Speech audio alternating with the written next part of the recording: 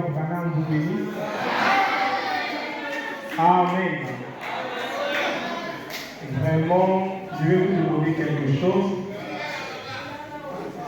Quand nous allons commencer, faisons tous l'effort. Lorsque William Branham dit quelque chose, demandons-lui qu'est-ce qu'il dit. Je serai clairement sur ce que William Branham dit.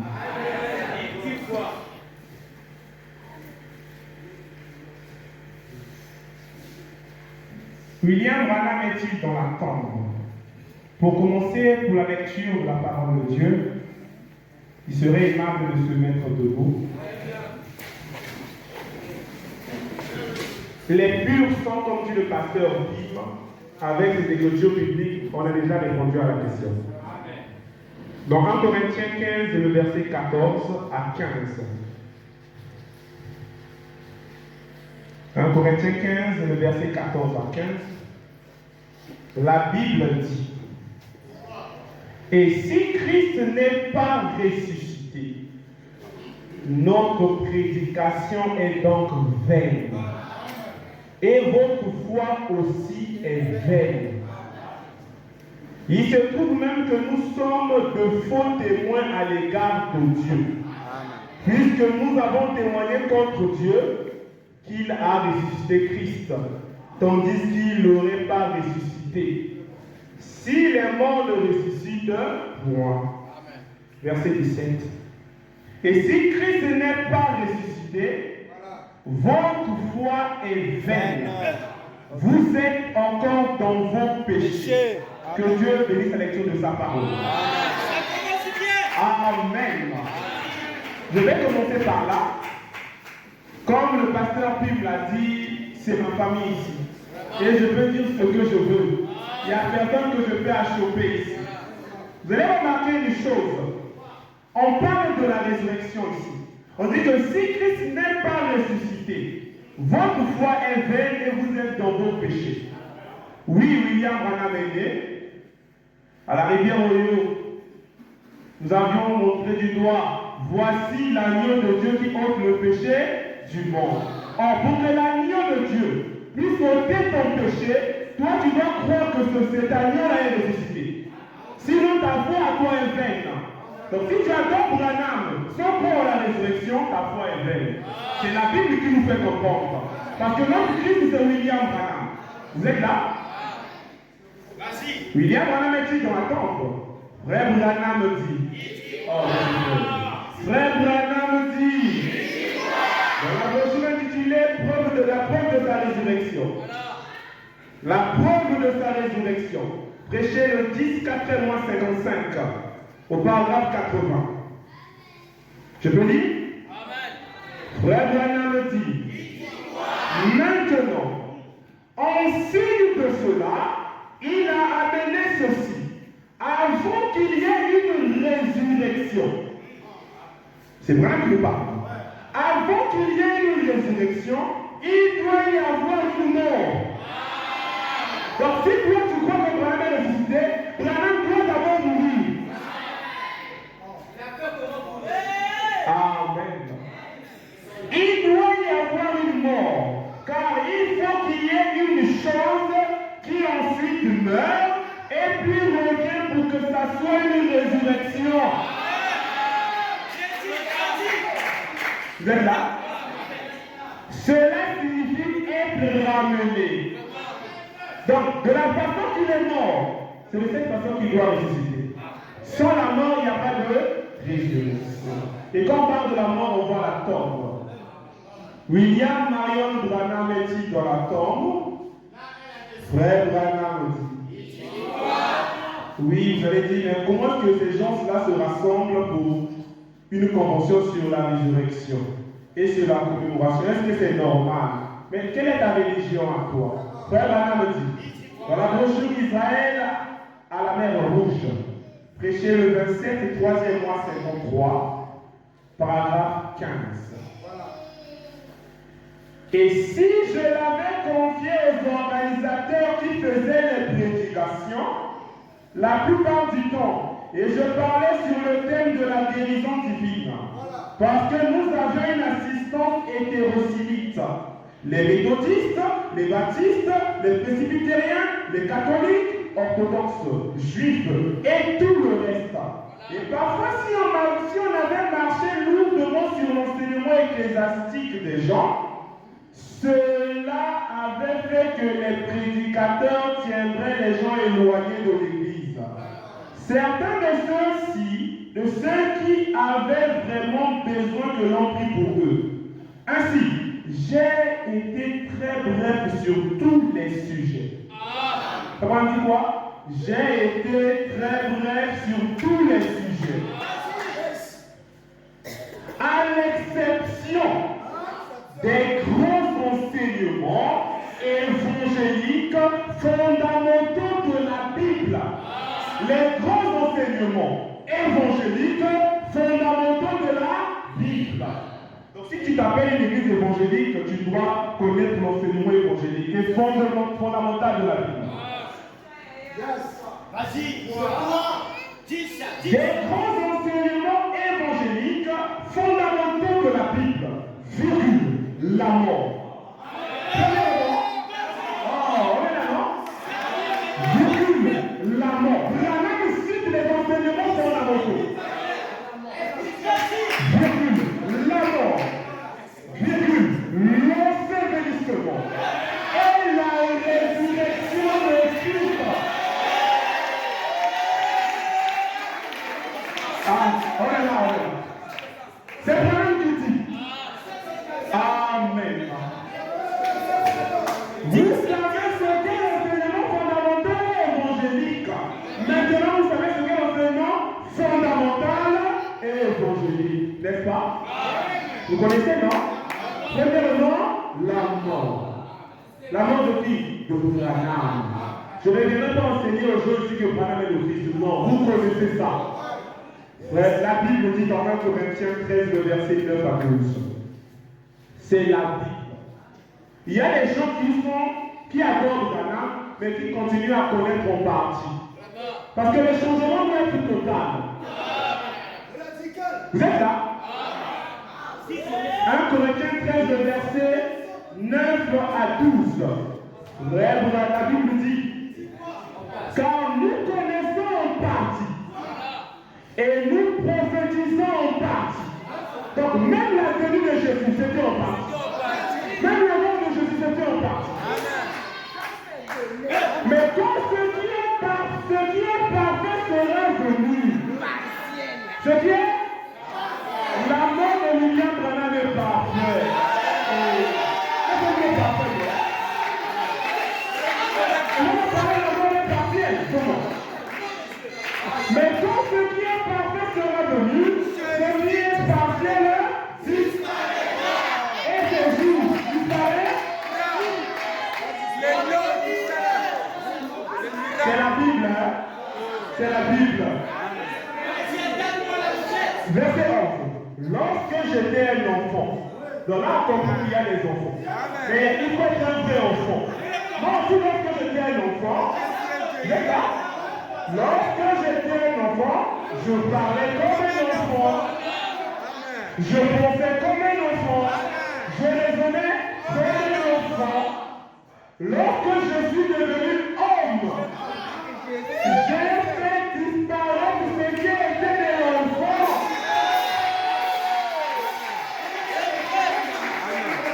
Disparaître? Où voulez-vous que ça disparaisse pour moi? Hein? Vraiment, j'ai aimé ce que le pasteur lui a dit. Il nous a donné du temps. Soyez là avec moi. On ne doit pas dormir, on ne doit pas dormir. Frère Branham dit, on a reçu le lieu d'adoration que Dieu a choisi.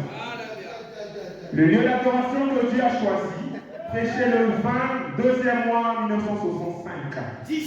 Au paragraphe 36.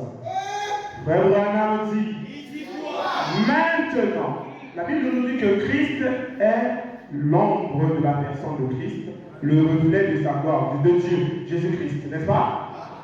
Frère Branham nous dit, maintenant, quand une ombre est projetée sur le sol, on peut dire si c'est un homme, une femme, une bête ou quoi que ce soit. sol. Et quand cette ombre est raccourcie, l'ombre c'est le négatif. Donc, le fait qu'on appelle Jésus-Christ l'ombre de Dieu, il est le négatif. Donc même si le pasteur prie que mon frère appelle Jésus Satan, c'est normal. Amen. Ah, pourquoi ça te fait? L'ombre c'est le négatif. Et il ne peut pas y avoir de négatif sans qu'il y ait un positif. Frère Branham dit. Moi j'aime vraiment les mots. Hein. Donc, il y a de la donc, frère Branham dit donc tout ce que j'ai pris là, c'était pour vous emmener là. Amen. Donc, quand le positif se rapproche du négatif, le négatif est absorbé dans le positif. Amen. L'ombre et le positif se rejoignent. Donc, comment tu peux dire que Jésus est dans Branham? Je trouverais normal que tu dises que Branham est dans Jésus. Amen. Hein? Frère Branham dit, l'ombre et le positif se rejoignent. Et c'est ce qui donne le positif. Et si toutes les choses, et conjonction de coordination, on a relié les deux phrases. Et si toutes les anciennes choses, si la Bible, dans l'Ancien Testament, étaient des ombres des choses à venir, toute la Bible, ce sont des choses à venir. Ma maman, il y a une vérité. Amen. Il y a une vérité. Il y a une vérité. Et le Seigneur qui ne pas. C'est que votre vérité qui est. Frère Branham dit. Et si toutes les anciennes choses de la Bible, dans l'Ancien Testament, étaient des ombres des choses à venir, alors, par conséquent, Christ était l'ombre des choses à venir. Et par là, si j'acceptais Christ avant d'arriver ici, si Jésus-Christ est mort, Branham doit venir mourir. Amen. Si Jésus-Christ est ressuscité, Branham doit ressusciter.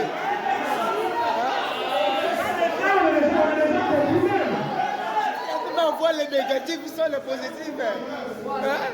Frère Branham dit. Amen. Je reprends la bouche du pasteur Pi. Frère Branham dit dans l'union invisible de l'épouse de Christ. Le 25 11e mois 65. Au paragraphe 323 à 324. Frère Branham dit. Non, mais il y a des autres qui ne veulent pas. Donc c'est Branham qui est en train de dire. Oh. C'est pas moi. Frère Branham dit que personne ne vous séduise par son credo. Tenez-vous strictement à la promesse de Dieu, à la parole de Dieu. Et cette parole, si c'est une parole qui s'applique à aujourd'hui, Dieu la confirmera. S'il ne le fait pas, ce n'est pas la parole pour aujourd'hui. La parole qui est descendue le jour de la Pentecôte, ça ne marchera pas aujourd'hui. La parole de la Pentecôte, vous connaissez. La résurrection de Jésus et le dimanche, ça ne marchera pas. Non, monsieur. Celle-là, c'était pour la Pentecôte. Celle-ci, c'est pour l'épouse. Le départ de l'épouse qui rentre à la maison. Nous avons reçu quelque chose de différent. Quelque chose de différent. Est-ce que le dimanche est différent? Oh, le dimanche est là. Est-ce que le dimanche est différent?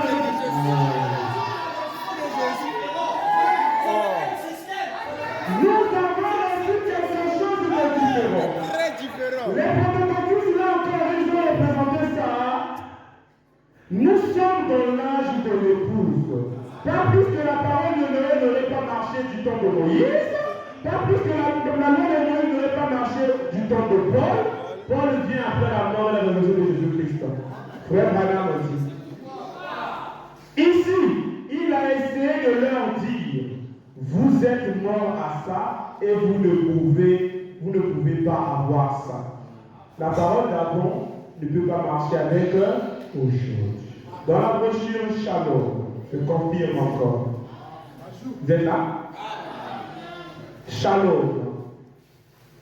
Au paragraphe 260. Oui, et vous allez me dire, mais révérend Bénel, là, Branham parle peut-être des chrétiens.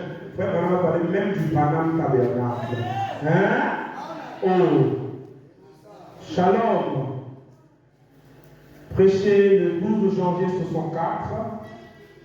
Je suis au paragraphe 260. Amen. La parole du temps de Moïse n'a pas marché dans le temps de Jésus.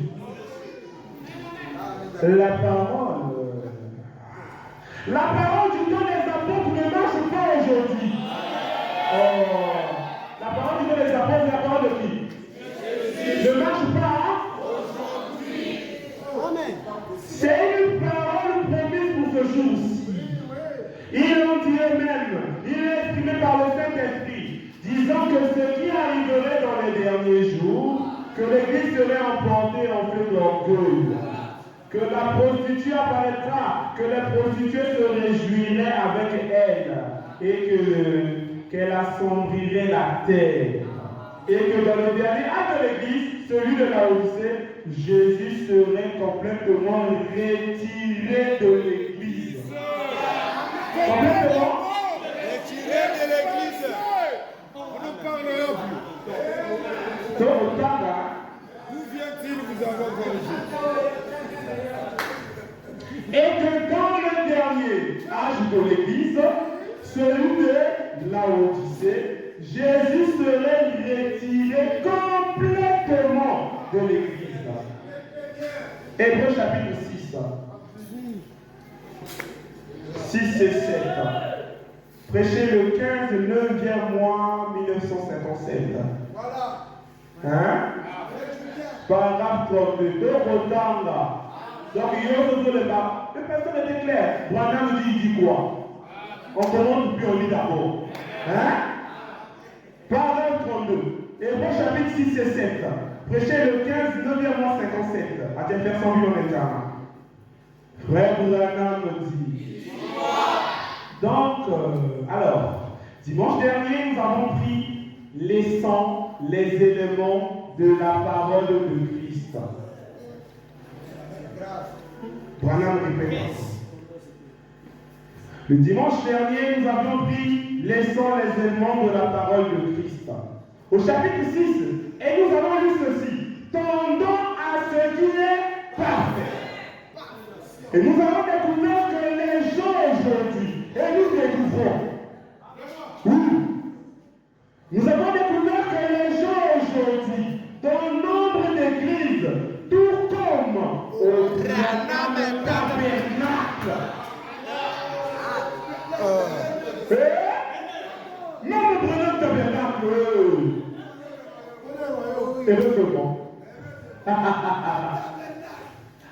Aujourd'hui, dans nombre d'églises, tout comme au Branham tabernacle et dans différentes églises, nous mettons trop l'action sur les éléments de Christ. Tout ce qui concerne Christ, trop d'action là. Il était le fils d'Abraham, il était le fils de tel, et ainsi de suite, jusque dans les généalogies. Mais la Bible dit, mettons ces choses de côté et tendons à ce qui est parfait. Vous êtes là? Amen. Amen. Donc même quand Moïse était arrivé, il était simplement venu pour être un précurseur. Quand Jésus est venu, simplement pour être un précurseur. Frère Branham me dit. Là, on rentre dans le sujet, hein, bien aimé. Les œuvres que je fais rendent témoignage de moi. Prêché le 13 avril 51, vendredi 13 avril 51, paragraphe 35. Frère Branham me dit. On a bien Moïse est arrivé, Dieu lui dit par le rocher, Moïse frappe le rocher. Et il frappe pour la deuxième fois. Hein? Branham, lui, il explique ce qui se passe. Eh bien, remarquez bien.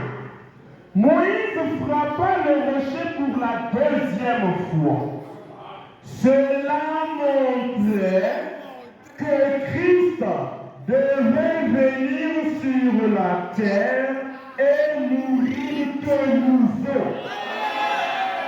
Donc si toi tu ne prends pas que le Christ peut mourir, la citation te dit déjà que le Christ devait venir de nouveau sur la terre. Donc la seconde venue que toi tu attends là, quand il vient de sa seconde venue, il vient pour mourir. Hein? Amen. Eh bien, il avait le pouvoir de faire sortir l'eau du rocher. Que cela soit la volonté de Dieu ou pas. Quand vous le dites, oui, Branham, c'est le ressuscité, il est l'auteur de la résurrection. Oui, il a le pouvoir, on sait. Non, on sait. Savez-vous cela? Tout le monde admettra que ce n'était pas la volonté de Dieu. Mais Moïse l'a fait de toutes les façons. Il en avait le pouvoir. Dieu lui avait confié l'office du prophète. Et il lui avait confié le pouvoir de faire cela. Et il a vu que son serviteur n'avait pas compté sur lui.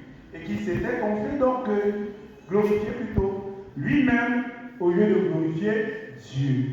Et alors, qu'est-ce qui s'est passé? Dieu a alors traité avec Moïse. N'est-ce pas? Pas avec les enfants, mais avec Moïse. Alors, mon frère, Jésus est en l'ombre. On analyse tous ensemble. Hein? Jésus est en l'ombre, on va suivre les traces au fur et à mesure. Jésus meurt. On le prend. On applique même une citation qui ne l'appartient pas parce que le véritable n'était pas arrivé. Donc toutes les citations, on appliquait d'abord au partiel, en attendant que le véritable arrive. De la même manière que Jonas fut 3 jours dans le ventre du poisson, le Fils de l'homme fut 3 jours dans le sein de la terre. Amen.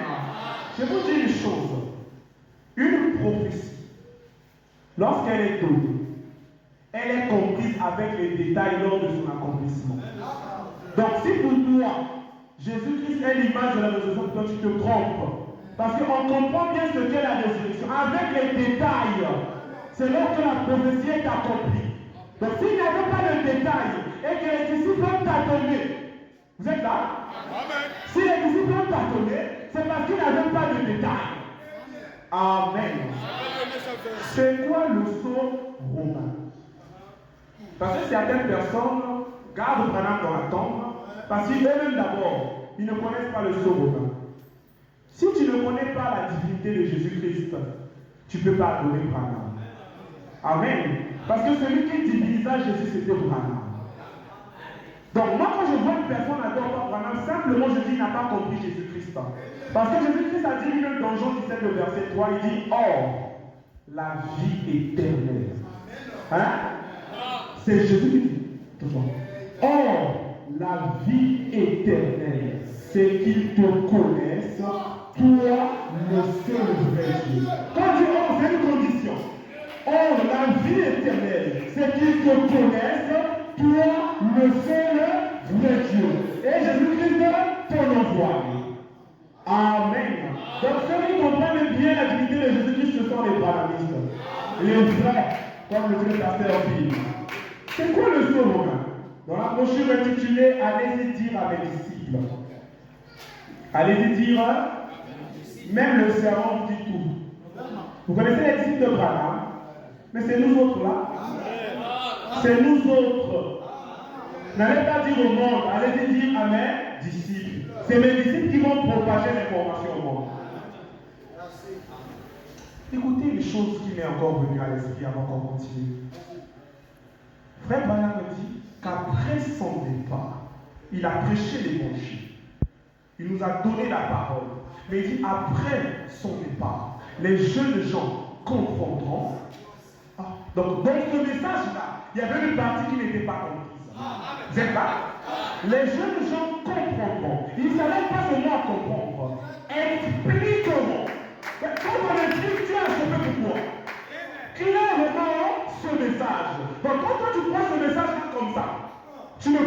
oui, je suis un Dieu, on va dire, bon, ça veut dire que tu n'as pas compris. Parce que si tu comprends, tu vas expliquer clairement. Après son départ, tout va à cause du départ. Si tu ne crois pas à la mort, tu ne pourras pas expliquer clairement. Mais ça n'a pas le départ, non? Allez-y dire à mes disciples, le 5 4 53, je lis le paragraphe 98 au paragraphe 100. On va apprendre ce que c'était le sceau romain pour comprendre ce qu'est le sceau américain et savoir c'est quoi briser le sceau et c'est quoi la résurrection. Et alors, comme elle gravissait la colline, voilà m'explique, hein, je peux me représenter une autre scène. Regardons le côté, de ce côté-ci. Je peux voir une troupe de soldats souterrains là. Ils étaient là à jouer aux cartes toute la nuit, ou à se lancer le dé, où ils jouaient au dé, le dé sur le sol, et ils étaient là à s'amuser. Certains d'entre eux disaient, dites donc, vous souvenez-vous de ce séducteur-là? Il a dit que dans 3 jours, il allait ressusciter. De ce séducteur, même aujourd'hui. S'il était l'homme, c'est ce que les gens se disent aujourd'hui. Donc quand tu le vois, quand il dit ça, tu connais là où il est placé. Il a dit que dans 3 jours, il allait ressusciter. Et ainsi maintenant, voyons voir. Montons à la tombe. Montons à la tombe. Et je peux les voir monter là, se taper sur la poitrine et sortir leurs grandes armures comme cela. Et les pères romains en disant, nous allons voir de quoi il est capable. En effet, la tombe était scellée. La tombe était scellée. Un sceau romain. Malheur à celui qui brisera ce sceau. Et une pierre avait été posée là, pour laquelle il avait fallu une centurie d'hommes, c'est-à-dire une centaine d'hommes. Une centaine d'hommes. Avait roulé cette pierre-là. Une très grosse pierre, c'est Bernard qui explique ce qu'il dit là. Une très grosse pierre qu'il avait roulée, placée contre la tombe. Il disait, il est là dedans. Il est là? Rien à craindre. Et il passait de bons moments. Oui, ils ont voulu mettre Madame sur la terre. Il est dit, il est là dedans. Rien à craindre. Alors comment lui il a brisé ce sceau? 101. Mais dans notre temps, il faisait presque jour. Pendant que Marie, pendant qu'elle gravissait la colline, et là, on a 2 petites femmes sorties de grand matin. Peut-être avec leurs bras l'une autour de l'autre. Elles continuaient leur chemin. Je peux presque voir cela. Comment elle longeait le flanc de la colline. Et je peux entendre Marie, la mère, dire à Marie-Madeleine, dites donc, qui va ôter la pierre de la tombe? La chose la plus grande, c'est quoi? Qui va ôter la pierre de la tombe? Qui le fera? Comment allons-nous faire? 102. Eh bien, je peux entendre Marie lui répondre, Dieu s'en occupera.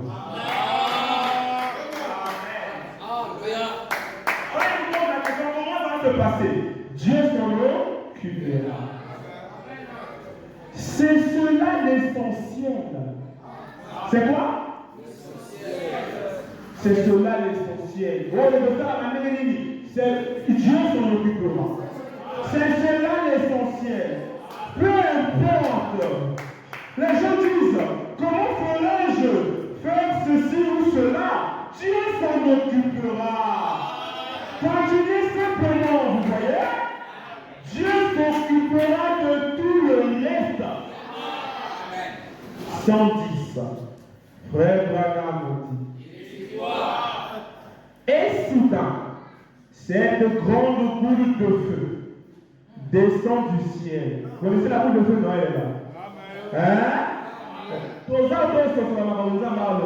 La boule de feu descendant du ciel. Comme un éclair. Et se tient près de la tombe. Pourquoi la boule de feu, la boule de lumière vient près de la tombe? C'est pour vous assister. On nous explique. Et elle est devenue la colonne de feu. Et elle est devenue le puissant ange de Dieu qui se tenait là.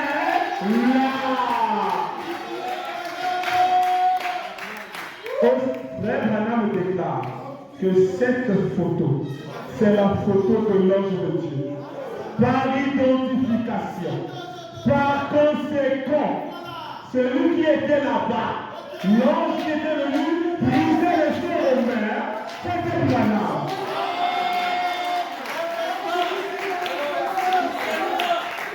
Amen. Les soldats se sont évanouis et sont tombés par terre comme morts.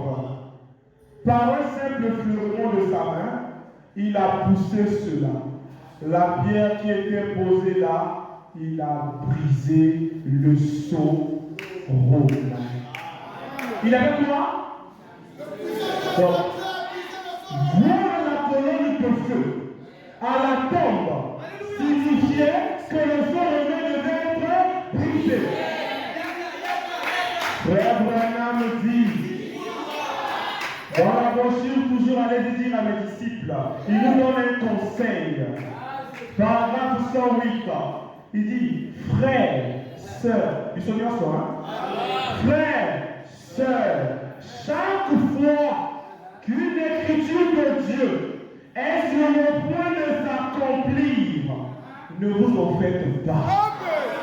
Elle sera bien là. Elle sera bien, hein? Paragraphe 111. À la Timisoa, désolé, sortir de la tombe. Paragraphe 111 de la même brochure, allez dire à mes disciples. Frère Branham dit,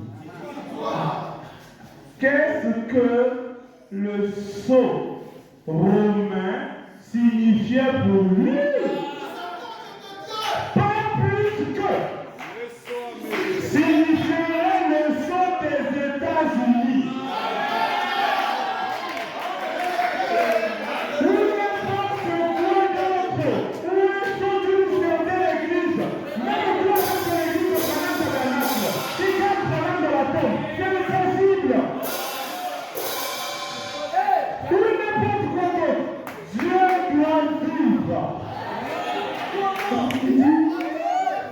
Il dit pas plus que le sceau signifierait le sceau des États-Unis. Dieu il doit sortir. Il ne peut pas vivre parmi les morts. On a dit tout ça, on a dit que l'ange du Seigneur où il a ressuscité Jésus. Et l'homme il y a Branham. Donc, quand il y a qui monte après un et commis ange. Hein? Ange, on a dit que non, ça c'est la photo de l'ange de Dieu. Bon, et l'onguio, et puis ici, mon tokuna. Et l'onguio, on a ça m'a belé. Mais ça, c'est vraiment une déclaration bizarre. Hein? Ne tournons pas autour du pot. Ne prenons pas les virgules. Oh non, il est bon, d'accord. Branham est Dieu. Amen. Alors, qui est le Seigneur de Jésus-Christ? Deux fois deux mesures. Non, Branham est déjà venu ressuscité parce que Jésus-Christ était ressuscité des morts. Branham est venu, donc Branham n'a plus rien à faire. Oh, papa. Le véritable agneau, dit William Branham, c'est celui des gentils. Donc, quand on parle du véritable, ça veut dire qu'il y a ce qui n'est pas vrai. Quand toi tu te tiens ce qui n'est pas vrai, ah, je ne sais pas. C'est quoi le sceau des États-Unis? Hein? Ah, quoi le dollar? Le sceau des États-Unis. Ah. Branham me dit, dans le message de grâce, prêché le dimanche 27 août 61, dimanche 27 août 61, au paragraphe 56. Je ne pense pas que j'ai un billet $1 dans ma poche. Mais il y a, si j'en ai un, j'ai un billet $1. Il est là. Notre billet $1. Excusez-moi, au revers de ce billet de $, vous verrez le sceau des États-Unis. Le sceau à gauche, exposé devant vous par rapport à moi. C'est la gauche par rapport à vous. C'est à droite. C'est l'aigle. C'est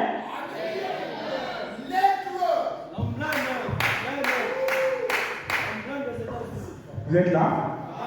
Et il y a également les armoiries et tout le reste. Amen. Mais de ce côté-ci à ma droite, vous voyez la pyramide? Hein? De ce côté-ci à ma droite, vous voyez la pyramide. Oui, si tu as envie de voir $1, tu vas voir ce que Parlement de dire. Vous verrez la pyramide et au-dessous, il est mentionné le grand sceau. Il est mentionné quoi? Le grand sceau. Donc s'il y a le grand sceau, il y a les petits sceaux. Même sur notre monnaie, nous devons reconnaître cela. Aucun épithète ne peut étouffer le christianisme.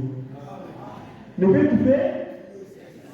Chaque lettre que vous datez mentionne la date de naissance de notre Seigneur.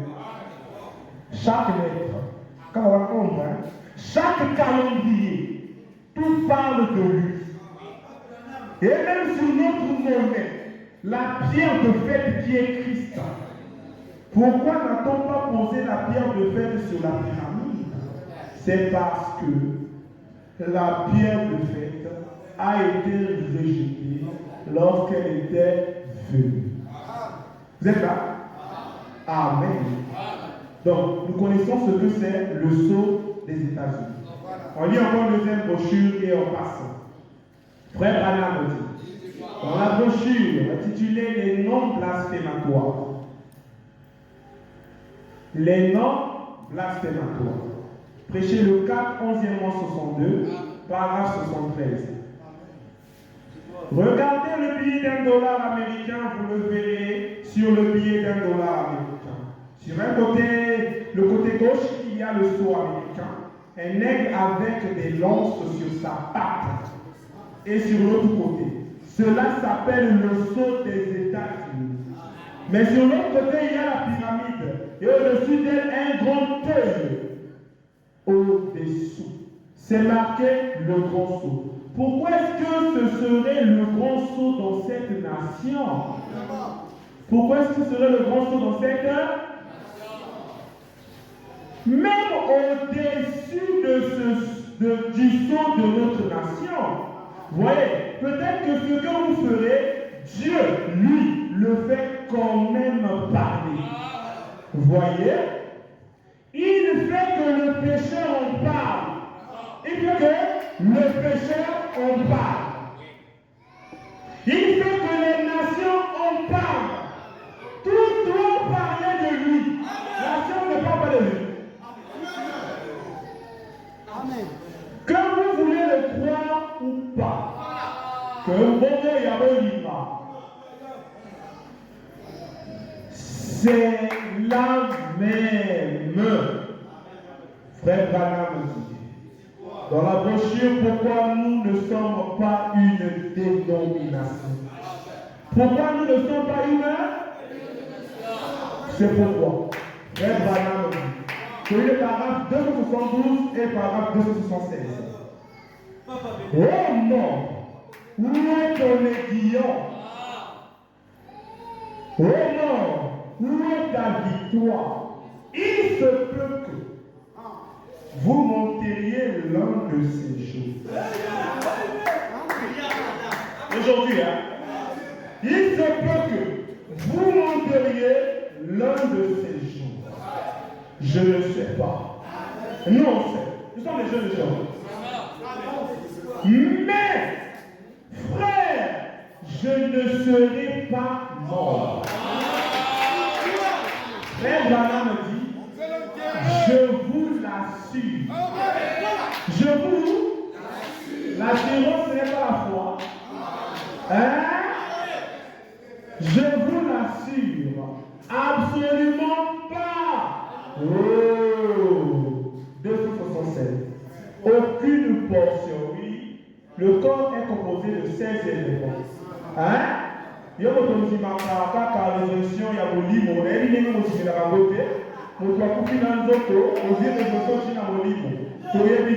mais Branham me dit ici, aucune portion de ce calcium, c'est naturel, ou de la potasse, ou de n'importe quoi d'autre que Dieu a jamais créé, ne s'est jamais perdu. Il prend l'écriture. Donc, quand Jésus disait tout ce que le Père m'a donné là, c'était pour Branham. Tout ce que le Père m'a donné, dès la fondation du monde, viendront à moi. J'ai envie de crier. C'est ça mon parlant. Tout ce que le Père m'a donné, et comme il ne se perdra, mais je les ressusciterai lors de la calcium, la potation, la leçon, je les ressusciterai. Amen. Frère Branham dit, oui, bien aimé, il a dit les ressusciterai, mais nous tous nous attendons la résurrection des saints, et Branham aussi de l'autre côté, attendons tous on va être ressuscités en même temps. Qui t'a donné ça? Hein? Frère Branham aussi. Dans la brochure Les signes de sa venue, prêché le 7 avril 62, paragraphe 130. J'aurais souhaité te servir depuis le tout début. Depuis que j'étais un tout petit garçon, jusqu'au moment où j'ai effectivement commencé à environ 21 ans. J'aurais souhaité pouvoir restituer le temps perdu. Seigneur, je dois avancer. Amen. Je dois avancer. Si ce soir, tu me ramenais je ne serai pas à ma place. Donc même tous les raisonnements sont tombés. Je ne serai pas. Je ne pourrai plus jamais être un jeune homme maintenant. Je ne serai pas ce que je sais. Je ne ressusciterai pas à la résurrection avec les gens à qui j'ai prêché. Je ne ressusciterai pas à la résurrection avec les gens à qui j'ai prêché. Je dois. C'est une obligation. Je dois ressusciter dans cette génération. Dans cette génération même.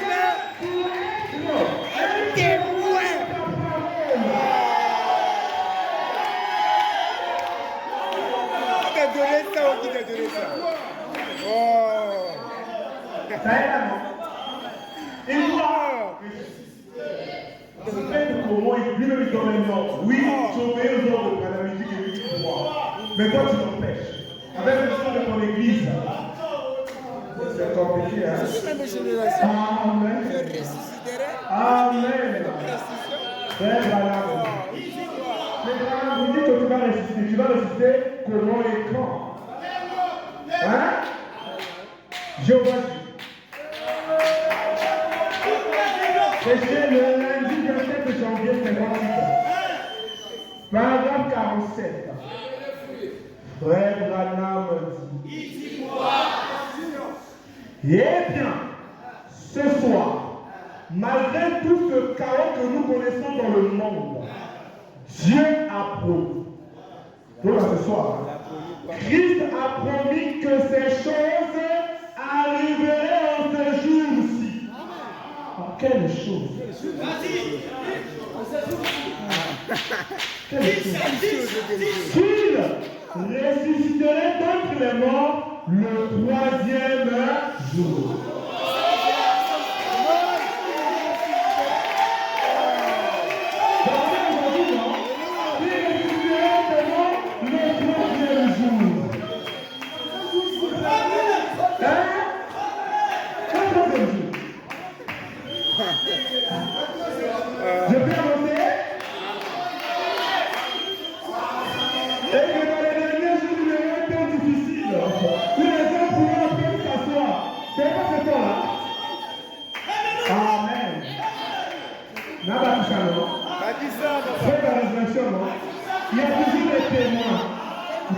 dit non, il y a toujours les témoins. Je prends le témoignage du frère Oli Nickerson. Il était là. Frère Oli Nickerson, Noye Baye, Aboloba. Elle est frère, frère Branandi. Le frère Oli Nickerson.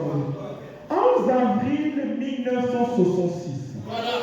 Vous êtes là? Vous suivez le frère Nickerson. 11 avril 1966. Était une journée assez spéciale. Assez et particulière. Journée assez spéciale et quoi? Le journée spéciale et particulière. Il avait beaucoup plu pendant toute la journée des obsèques. Hein? Je me souviens encore comment nous étions complètement trompés de la tête aux pieds. À un moment donné, je levais les yeux et j'ai vu un cercle de colombes volant au-dessus de ce convoi. Cette photo était prise après que le cercueil de frère Yana y ait été abaissé sous le sol. Le 11. Vous avez là? Le frère dit le lendemain. On a déjà la précision ces 3 jours. Voilà. On dit que nous sommes là lundi, les noms, même si nous le lendemain, qu'on va la mardi au mercredi, n'est-ce pas? Parce qu'on va plus préciser dans le 3e jour. Vous avez là? Là, le frère dit le lendemain de l'enterrement. Il n'a pas dit demain. Le lendemain. Le lendemain de l'enterrement. Si ma mémoire est bonne, les membres de la famille du frère Roy Robertson passaient à côté du cimetière. Hein? Et on peut voir le cercueil au-dessus du sol.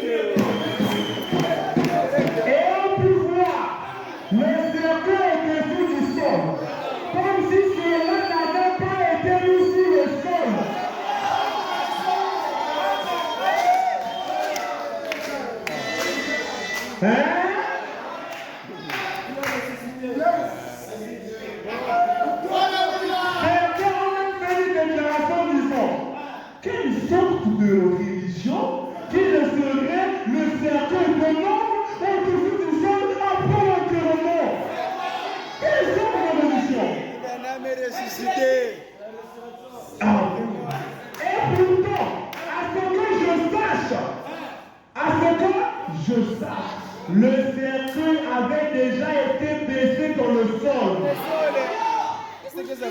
Dans la même semaine, il y a eu plusieurs coups de fil à la famille du prophète aussi, qui est responsable du problème.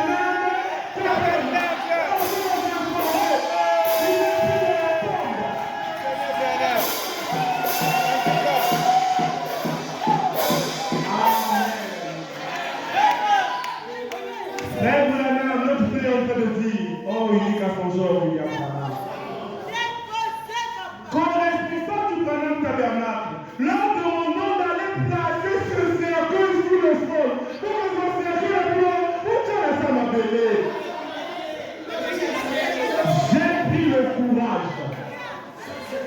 J'ai pris le courage, c'est là, d'aller vérifier les allégations au sujet du cercueil, car j'avais du mal à croire à cela. Étant donné que j'étais l'un de ceux qui ont porté le cercueil ce jour-là, arrivé sur place, il n'avait rien de tout de ce que disaient les voyants de l'Église. Car le cimetière de l'Est est juste à quelques mètres du tabernacle. Un bien-aimé frère aussi s'est rendu sur place à son tour et tira une photo. La science l'a confirmé. Avis que c'est Dieu qui se tient là. C'est la science qui l'a confirmé. Non, en réalité non, mais la science va lui confirmer.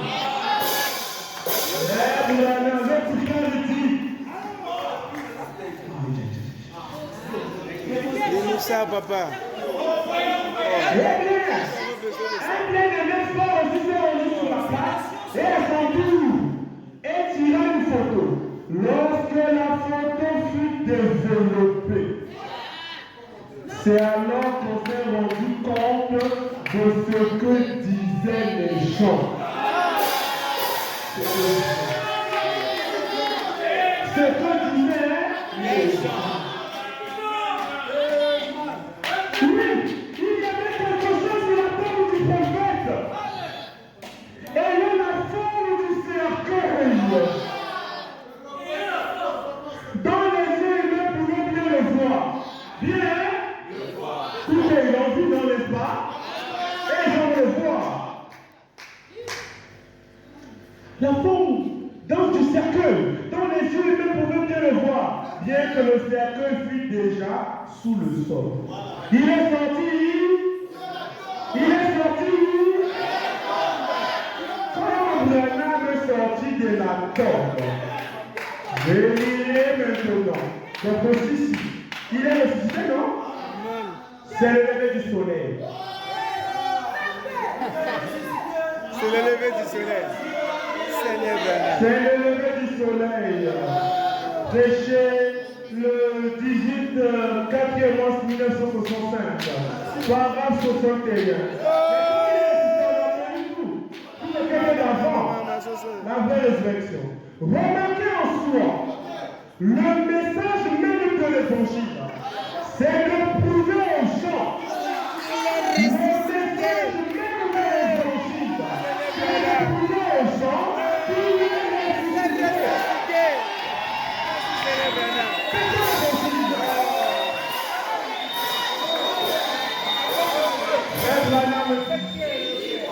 Allez dire la Bible Branham. Et tous les autres, allez dire à mes disciples que je suis ressuscité et mort. Et que je viens les rejoindre pour leur confirmer.